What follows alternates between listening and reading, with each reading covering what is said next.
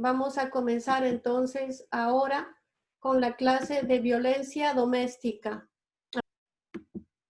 Este es el libro que vamos a llevar en la clase de violencia doméstica. El autor es Celso William Kignolly y este es el único libro que vamos a utilizar, pero también voy a utilizar yo otros materiales que no están aquí incluidos para que los lean. Este es el único libro que van a leer.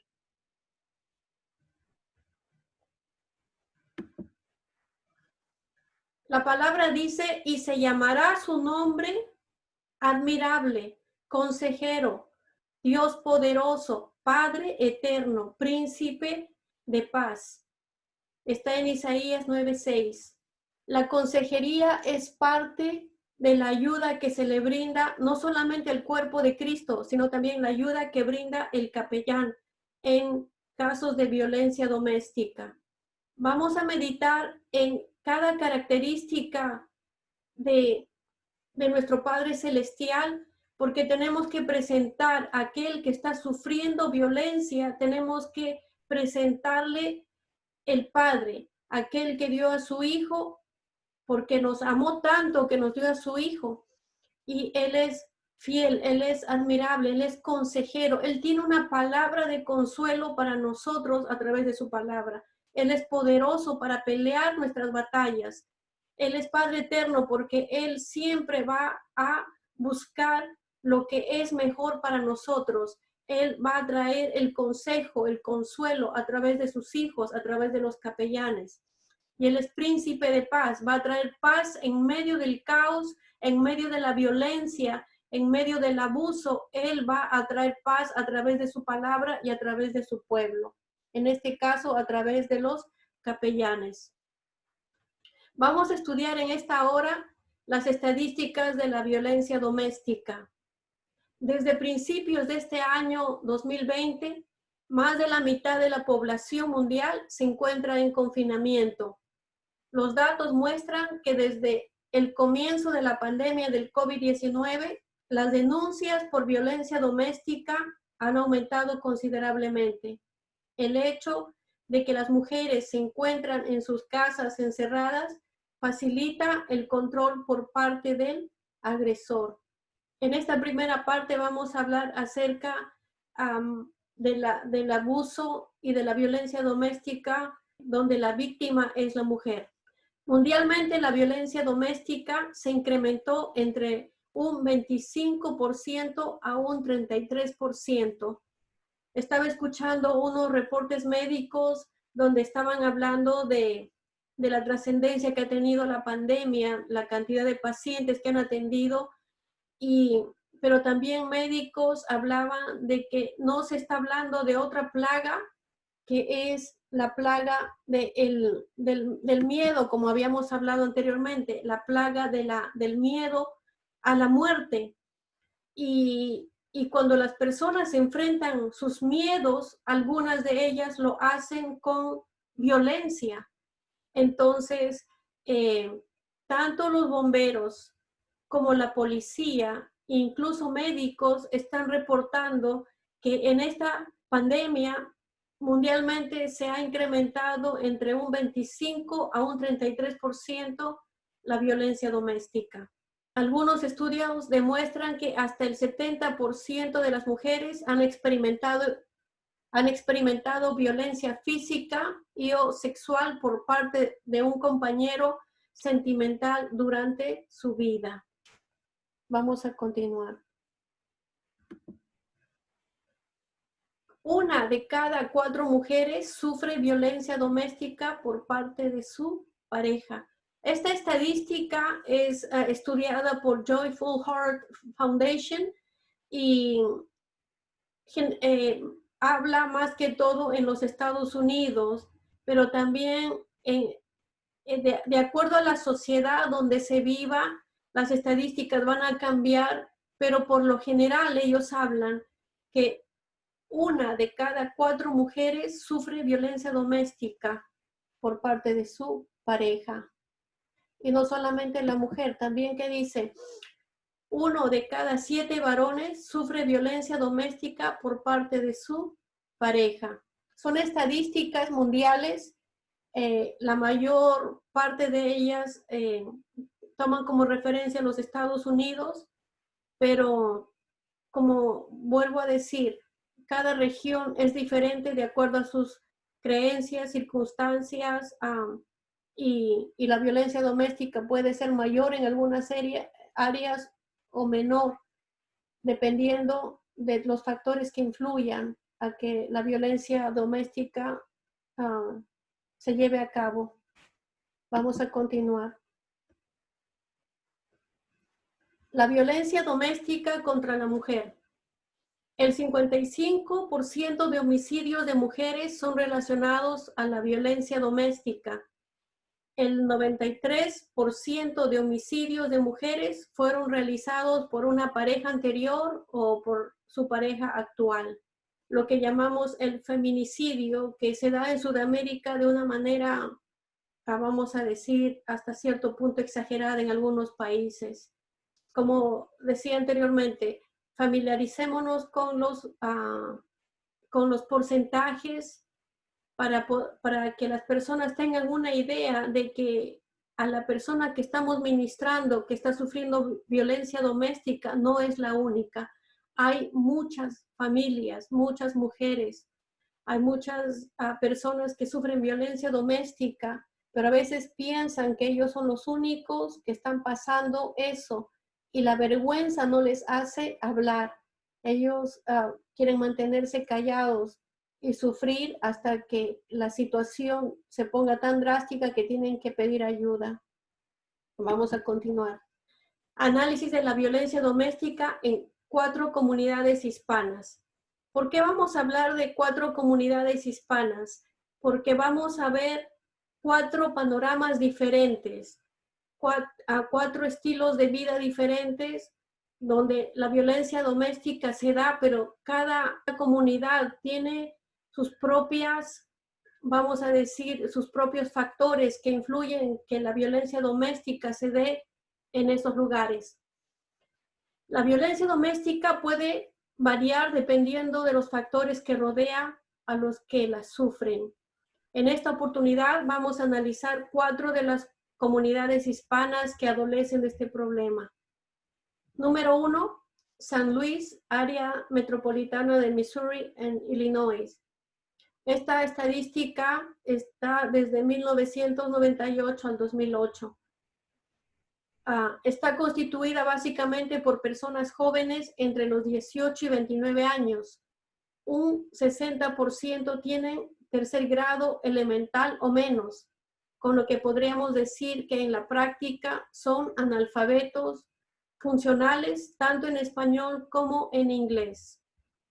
La mayoría de las parejas se forman en edades entre los 17 a los 20 años y estas relaciones se forman en las fronteras durante el tiempo de espera para cruzar al territorio de los Estados Unidos. En estas relaciones de pareja existe un acuerdo tácito que incluye cierta violencia. Ella manifiesta, después de años, que fue violada por él, pero después decidieron seguir juntos. Hablábamos que en esta área de San Luis, en Missouri, la mayoría de personas son jóvenes y la mayoría de ellos también son considerados analfabetos porque no tienen educación en el lado, por su lado hispano, y no tienen el suficiente conocimiento de inglés. Entonces, estas parejas se forman cuando están cruzando la frontera o cuando llegan a estos lugares, y la mayoría de estas parejas se unen por necesidad o muchas veces porque la muchacha fue abusada sexualmente y no tiene a dónde ir y no le queda más remedio que quedarse con la persona que la abusó sexualmente para luego casarse o quedarse con esta persona. Amén. Y la mayoría de estas relaciones sufren violencia doméstica. Uno por la falta de educación, otro por las circunstancias en las que ellos se unieron. Cada cultura, cada comunidad es diferente y vamos a analizar después por qué en algunas áreas la violencia doméstica es más intensa, es más fuerte que en otras áreas. Vamos a continuar. Entonces vamos a ir al segundo lugar donde la violencia doméstica, será la segunda comunidad, la comunidad hispana de Miami. Esta comunidad está constituida en su mayoría por refugiados cubanos y nicaragüenses, mayormente residentes legales en su mayoría, y vienen de una clase media bien educada y emigraron por conflictos internos en sus países. La violencia aparece por los cambios en los roles, ya que las ofertas de trabajo son diferentes. Se puede ver una violencia mutua en la pareja, que a diferencia de los que están en Missouri, en esa área, en esa comunidad latina, los que están en Miami son personas más educadas, son personas que en sus países incluso han tenido profesiones y al llegar a Miami tienen que desempeñar actividades o trabajos que son por lo debajo de su educación o de lo que ellos han estado acostumbrados. Entonces ellos tienen que acomodarse a los nuevos roles que van a desempeñar en este país y muchas veces no se adaptan. Entonces comienza la violencia doméstica en su familia, en la casa, porque tienen que adecuarse y esos cambios muchas veces no son fáciles. Trae mucha frustración, el cambio de estatus es bien marcado porque antes eran personas que trabajaban en sus profesiones, pero ahora están desempeñando trabajos simples, incluso de limpieza, incluso de construcción. Personas que en sus países, puede ser en Cuba o en Nicaragua, tenían una profesión o una carrera. Entonces, eso trae mucha frustración. Básicamente, el cambio de roles en las funciones que desempeñan en sus trabajos. El tercer lugar ahora en Puerto Rico. La situación cambia radicalmente en tanto que es un país enteramente hispano, que vive una suerte de diferentes tensiones en cuanto a la identidad, la administración estadounidense, la pobreza y la violencia social. Las dos comunidades que hemos estudiado anteriormente, la de Missouri y la de la comunidad hispana en Miami, estas dos comunidades hispanas están influenciadas por la cultura anglosajona. Amén. Y tienen vamos a decir, el reto de enfrentar a una cultura nueva y también otro idioma. Entonces, esto también influye para que la pareja o la familia sufra los estragos de la violencia. Ahora, en Puerto Rico, como dice aquí, la situación cambia radicalmente porque es un país enteramente hispano. Pero, ¿cuál es la diferencia? Que está administrado por los Estados Unidos. Entonces, la influencia de los Estados Unidos es fuerte también en Puerto Rico, pero Puerto Rico enfrenta pobreza y violencia social. Entonces, en este proceso de años de deterioro, se han producido dos tipos de violencia, producto otra vez de dos cambios en los roles domésticos y en niveles de educación. La violencia del hombre en las clases más pobres y la violencia de la mujer en las clases más favorecidas, viéndose violencia física y abuso psicológico o emocional. Entonces, en esta comunidad se puede ver la violencia doméstica en las dos partes, tanto en el varón como en la mujer. Y esta violencia doméstica no solamente viene con el abuso físico también, sino con el abuso psicológico y emocional. Amén. Estamos viendo las diferentes, vamos a decir, comunidades para poder compararlos y poder darnos cuenta qué qué tanto parecido tiene al lugar donde nosotros vivimos. O incluso en el lugar donde cada uno de ustedes viven, la violencia doméstica se vive desde otro punto de vista. No, pero hay un común denominador, la pobreza.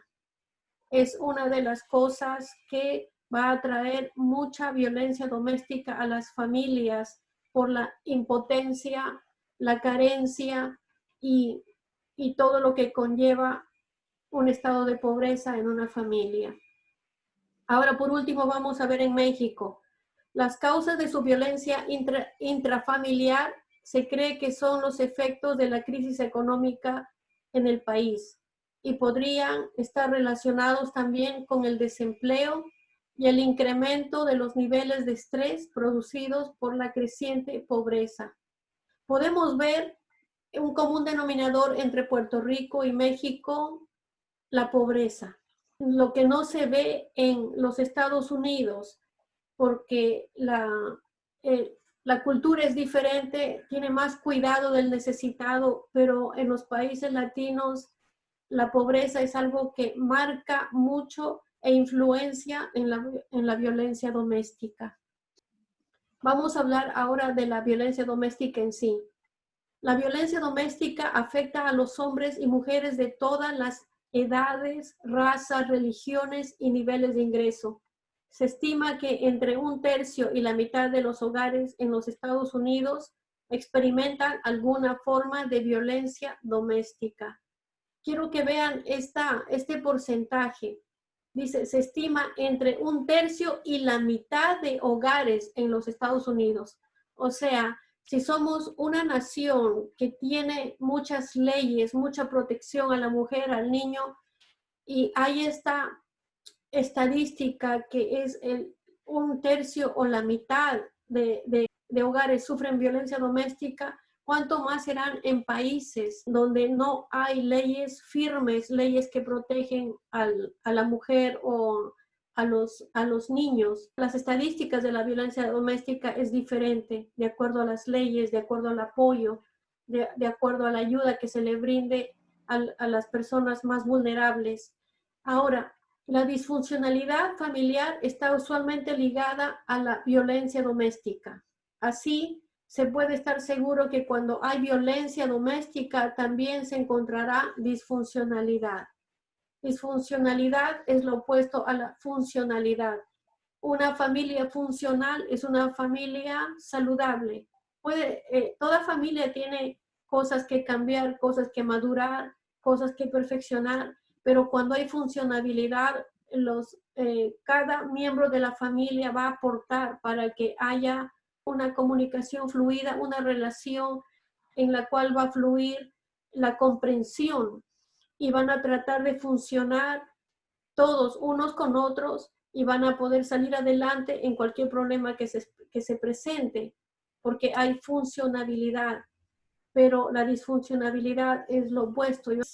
Vamos a ver el concepto de una familia disfuncional. ¿Qué es una familia disfuncional? Una familia disfuncional es aquella en que sus miembros juegan roles rígidos y en la cual la comunicación está absolutamente restringida a las declaraciones que se adecúen a los roles. ¿Qué quiere decir esto? Que los papeles que juegan las personas en esta familia disfuncional son tan rígidas que no admiten los cambios. Cada miembro de la familia se tiene que someter a la decisión que pueda hacer que el padre o la madre esté obligando y ejerciendo en la familia. Entonces va a restringir a todos los miembros de la familia a que se desenvuelvan libremente y van a tener que cada miembro de la familia adecuarse a los roles establecidos por el padre o la madre que está controlando o manipulando en esta familia disfuncional. O sea, cuando se habla de rigidez es una actitud dura, severa para controlar y no permitir que los demás puedan desenvolverse libremente. La familia disfuncional. Los miembros de la pareja no tienen libertad para expresar toda gama de experiencias, deseos, necesidades y sentimientos, sino que deben limitarse.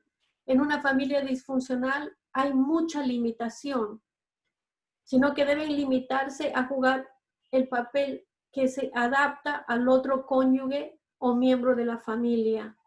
Entonces, como decía, no hay libertad. Uno tiene que adaptarse a los requerimientos o a lo que la otra persona que está tomando el control, la rienda del hogar, tenemos que adaptarnos o someternos para que la familia, entre comillas, pueda caminar o funcionar. Pero eso no es más que control. Ahora, en todas las familias hay roles o papeles, pero a medida que las circunstancias cambian, los miembros también deben cambiar y adaptarse para que la familia siga siendo saludable. Es decir, esos roles deben ser dinámicos y no rígidos.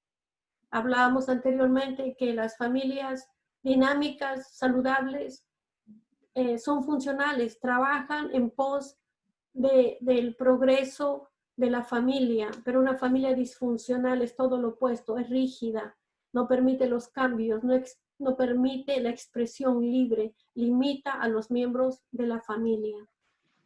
En las familias disfuncionales, los aspectos principales de la realidad se niegan y los papeles permanecen rígidos. Entonces, tenemos que tomar en cuenta estas dos palabras claves. En las familias disfuncionales, la realidad se niega. Hay abuso familiar, hay violencia doméstica, pero el padre dice, no, yo estoy corrigiendo. Tu mamá no hizo lo que yo esperaba. Los hijos se están portando mal. Siempre el hombre que va a ejercer violencia doméstica, vamos a hablar en el papel del padre que maltrata como el abusador, él va a querer negar la realidad que se está viviendo en la familia y va a condicionar la mente de la esposa y de los hijos que lo que él está haciendo es ejercer autoridad. Por eso muchas personas que viven en violencia doméstica dicen, no, es que mi esposo nos está corrigiendo. Los hijos dicen, mi papá nos está corrigiendo, porque han sido concientizados, vamos a decir, programados a creer eso, pero en realidad es una manera de controlar que tiene el padre y de negar que hay ningún tipo de violencia.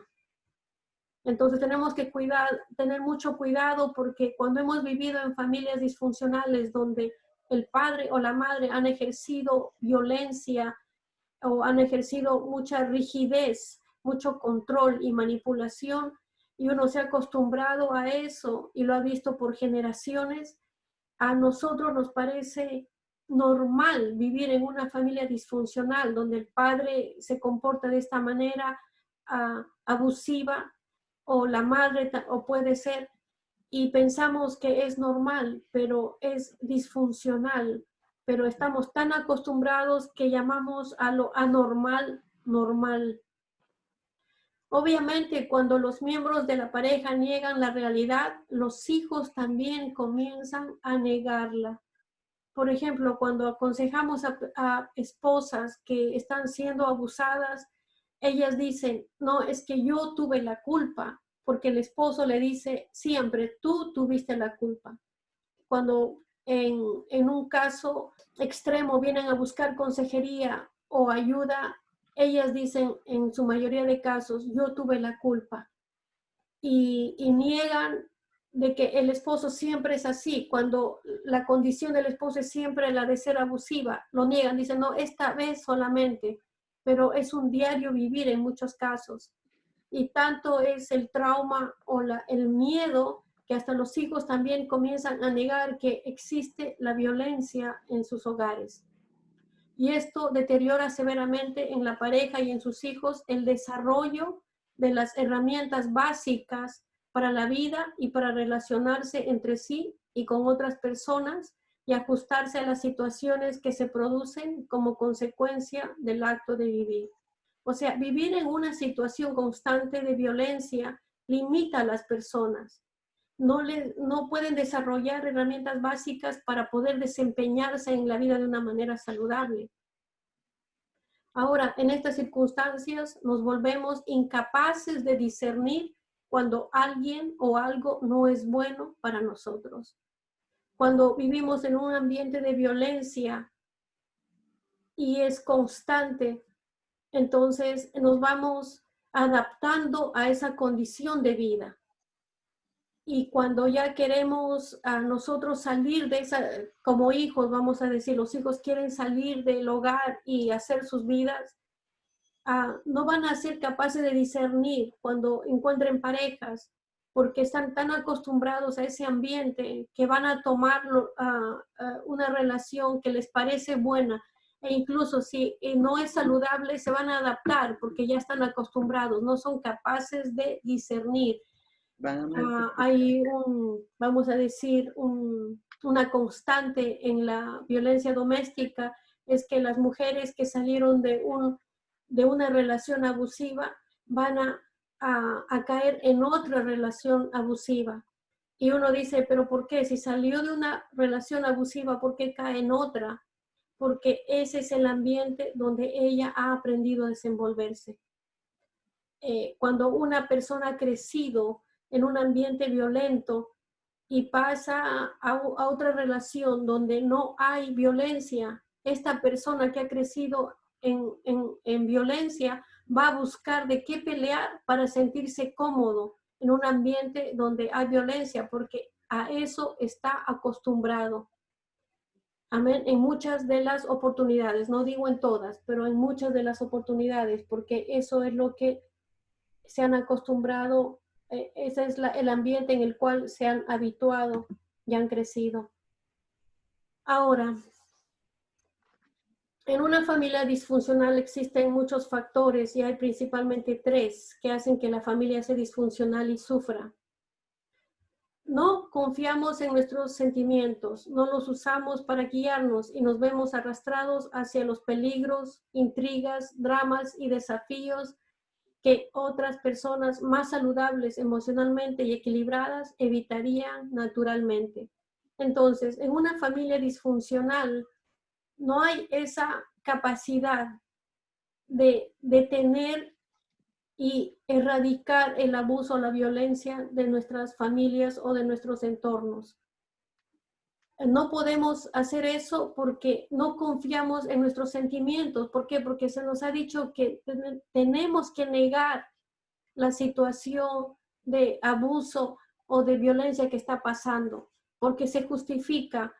El padre o la madre dice, no, es que estamos corrigiendo, no, es que hay muchos problemas económicos y estoy nervioso. Entonces, hay una justificación constante, tanto por el padre, tanto por la madre, que la persona llega a un estado donde ya no confía en sus sentimientos ni en sus emociones. Entonces, la persona vive en un constante drama, vive con desconfianza y no puede ser equilibrada, no puede ser saludable, porque las personas que han crecido o se desenvuelven en ambientes saludables van a evitar estos dramas, van a evitar los peligros que acarrea un hogar con violencia doméstica. Si ven a una persona que está actuando de una manera peligrosa, van a tomar cartas en el asunto, van a querer ayudar, pero las personas que están bien inmersas en la violencia doméstica están siempre en negación y no confían en sus sentimientos. Hay 3 factores muy comunes que son llamados factores deformantes en un hogar donde hay violencia doméstica. El primer factor es la manipulación, el segundo factor es el control y el tercero es la agresividad. Esto es un círculo vicioso. Las personas manipulan, controlan y luego son agresivas. Y los padres actúan de esa manera y los hijos aprenden esa conducta y va constantemente repitiéndose ese ciclo repetitivo de manipulación, control y agresividad. Y ojo que todo esto es justificado por los padres. Hay una constante en todas las familias que sufren violencia doméstica, y vuelvo a repetir, es la negación. Niegan que ellos viven en violencia doméstica. Más que todo, el padre de familia, que es el que ejecuta toda la violencia, ¿no? Y la mujer es sometida, la mujer cree por temor, cree que el esposo tiene razón, porque es lo que es más conveniente para ella. Y los hijos aprenden, en el comienzo, cuando son pequeños, los hijos están confundidos, pero después comienzan a adecuarse a ese ambiente y aceptan la manipulación, el control y la agresividad. Lo peligroso de esto es que los hijos están aprendiendo esas mismas conductas, y cuando ellos se casen, ellos van a repetir esas conductas. Hemos hablado en la clase de cómo aconsejar en situaciones de crisis, que cuando uno enseña a un niño de 0 a 7 años buenos valores, ese niño va a tener buenos valores. Y si crece en un ambiente saludable, va a ser un niño saludable emocionalmente, mentalmente. Pero si un niño vive en un hogar disfuncional, donde hay agresividad, hay violencia, hay manipulación, control, ese niño de 0 a 7 años va a aprender, va a estar grabado en su mente y en su corazón la manipulación, el control y la agresividad. Y eso mismo que el niño recibió en sus primeros años, de 0 a 7 años, es lo mismo que ese niño va a hacer cuando esté adulto. O sea, va a repetir el ciclo de la violencia doméstica. Ahora vamos a ver el lado espiritual de la manipulación, control y agresividad, porque no solamente estas son conductas de la persona, sino también viene la influencia del lado espiritual. Y la palabra dice que no tenemos lucha contra carne ni sangre. Nosotros tenemos que estar apercibidos que no solamente son conductas del ser humano, sino también hay un enemigo que quiere destruir, amén, a la humanidad. Y este enemigo va a usar a las mismas personas en la familia para que se destruyan unos a otros. ¿Qué dice la palabra en Gálatas 5 del 16, el 16, 19 al 21? Dice, conflicto entre el espíritu y la carne. Digo pues, andad por el espíritu y no cumpliréis el deseo de la carne. Ahora bien, las obras de la carne son evidentes, las cuales son inmoralidad, impureza, sensualidad, idolatría, hechicería. Me voy a enfatizar en este momento en la hechicería. La hechicería está compuesta de 3 cosas. La hechicería está compuesta de manipulación, control e intimidación. La hechicería es una obra de la carne. Vuelvo a repetir, la hechicería es control, manipulación e intimidación. Entonces comienza como una conducta del ser humano, el control, la manipulación, la intimidación, la agresividad. Comienza como el fruto de la carne, de la naturaleza pecaminosa, comienza, pero cuando nosotros comenzamos a actuar de esa manera, el enemigo viene y esos comportamientos le dan derecho legal al enemigo para que entre a oprimirnos, oprimir a la familia, y eso se perpetúa hasta las generaciones venideras. Si no, somos libres de esas conductas, y si las practicamos de generación en generación, va a crear una maldición, lo cual va a permitir que venga la iniquidad. Y la iniquidad no es más que la tendencia a algo, y voy a explicar de eso en un momento. Amén. Entonces, ¿cuáles son los frutos de la carne que dan lugar al enemigo? Hemos hablado de la hechicería, enemistades, pleitos, celos, enojos, rivalidades, disensiones, sectarismos, envidias, borracheras, orgías y cosas semejantes. contra las cuales os advierto, como ya os he dicho antes, que los que practican tales cosas no heredarán el reino de Dios. Ahora, aquí hay otro versículo bíblico que habla también de la adivinación o hechicería, que casi es lo mismo.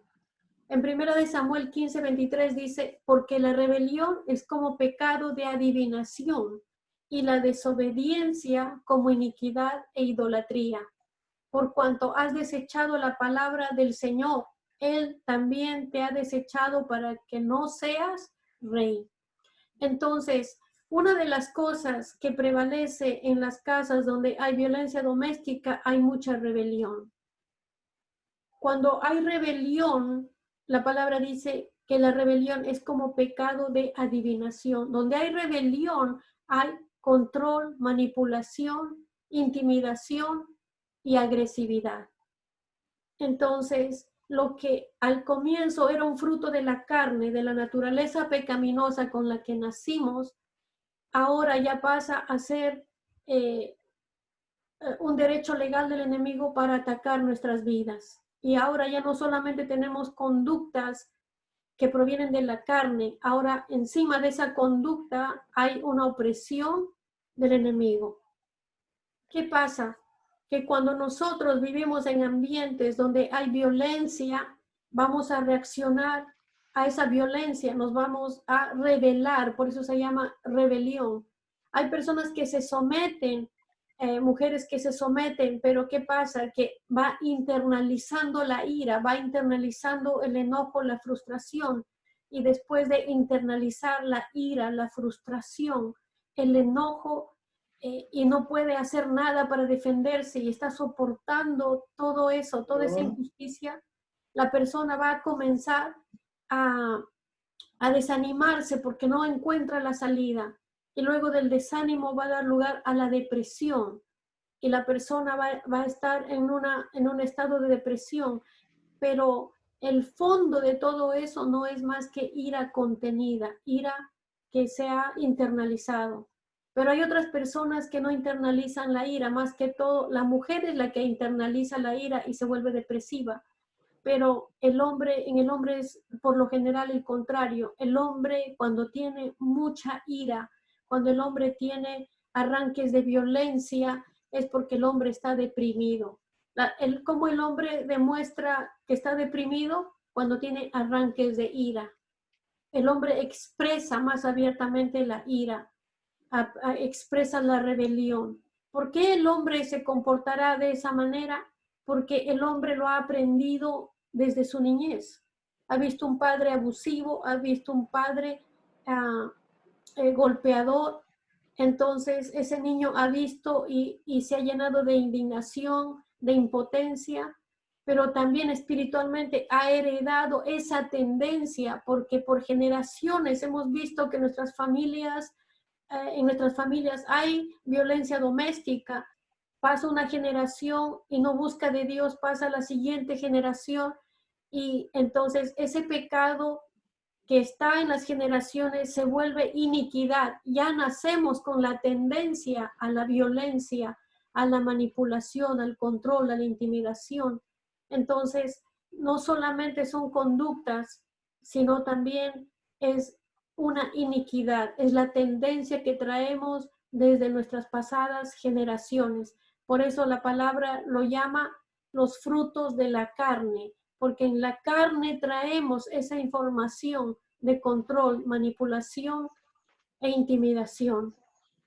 Ahora, cuando nosotros le damos riendas sueltas, el enemigo viene a oprimir a la persona y estamos rodeados de ese ambiente negativo. La casa, cuando en un hogar hay violencia doméstica, hay un ambiente muy negativo y no es solamente por las emociones de la persona o por lo que está sucediendo, sino el ambiente espiritual se comienza a cargar con todas estas opresiones que vienen del enemigo, vienen espíritus de control, manipulación, intimidación, ira, enojo. El ambiente está cargado y no solamente tenemos que pedir perdón a Dios por esas actitudes violentas, sino también tenemos que pedir al Señor que limpie nuestra casa de toda esa de todo ese ambiente negativo al cual hemos dado pie por nuestras actitudes y comportamientos. Ahora, hay un hombre fuerte que prevalece en las casas donde hay violencia doméstica. Ojo, que estoy hablando desde el lado espiritual. Si enseño solamente el lado del comportamiento humano, de la manipulación, control, la agresividad, pero no enseño el lado espiritual, no vamos a poder ser efectivos en la consejería en casos de violencia doméstica, porque en muchas de las ocasiones o en muchos de los casos vamos a ver que hay maldición generacional, hay familias que tienen esta iniquidad de generación en generación, la violencia, el control, la manipulación. El hombre fuerte de celos y de adivinación es el que está, vamos a decir, es el hombre fuerte que gobierna esas familias que que sufren de violencia doméstica por generaciones. Y el hombre fuerte de celos va a trabajar con el hombre fuerte de adivinación. Voy a hacer una acotación aquí entre paréntesis. En todo lugar donde haya violencia doméstica y exista la manipulación, control y intimidación, pueden ser afectados por trabajos de brujería que puedan hacer en esa área o les puedan hacer personas que les tienen envidia. ¿Por qué? Porque tanto la adivinación como el control y la manipulación, la intimidación son la misma cosa. La adivinación no es más que controlar, manipular e intimidar. Es exactamente lo mismo que la conducta de una persona agresiva que quiera tener dominio sobre otras personas. Toda persona que es violenta o toda familia que tiene estos indicativos puede sufrir ataques de brujería específicamente. Ahora en Lucas 11, 24 al 26 dice, sin embargo, si yo expulso a los demonios por el poder de Dios, entonces el reino de Dios ha llegado y está entre ustedes. Cuando un hombre fuerte como Satanás está armado y protege su palacio, sus posesiones están seguras hasta que alguien aún más fuerte lo ataque y lo venza. Le quita sus armas y se lleva sus pertenencias. El que no está conmigo, a mí se opone, y el que no trabaja conmigo, en realidad trabaja en mi contra. El Señor está hablando en su palabra, que hay un hombre fuerte como Satanás, que está armado y está controlando a la familia, está protegiendo ese territorio que le ha sido asignado ya sea por las conductas de las personas, utilizando la violencia.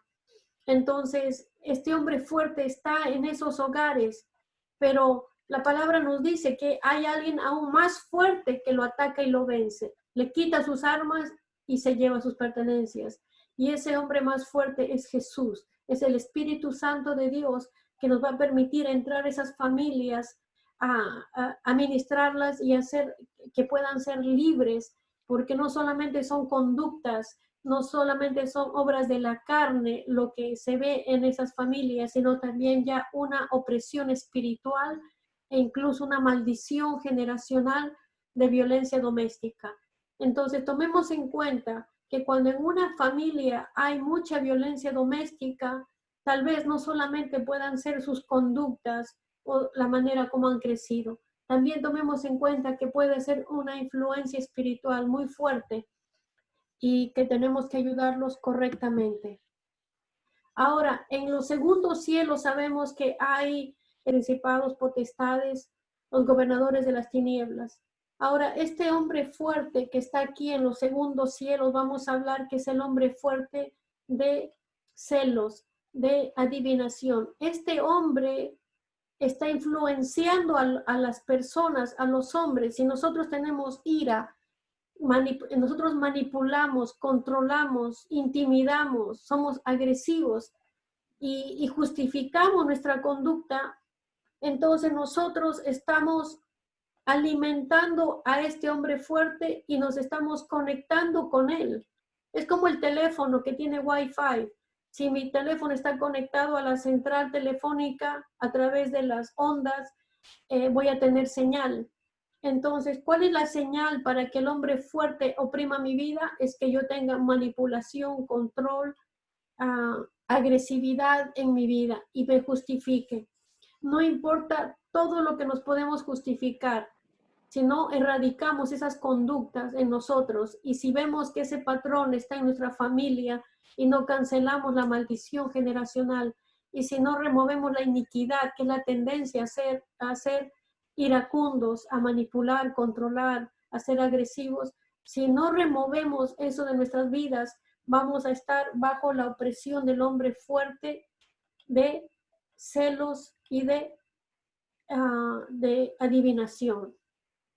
La decisión es nuestra, pero si queremos ayudar, vamos a tener que nosotros aprender de que el mundo espiritual es tan real como el mundo físico. Yo diría que es más real que el mundo físico.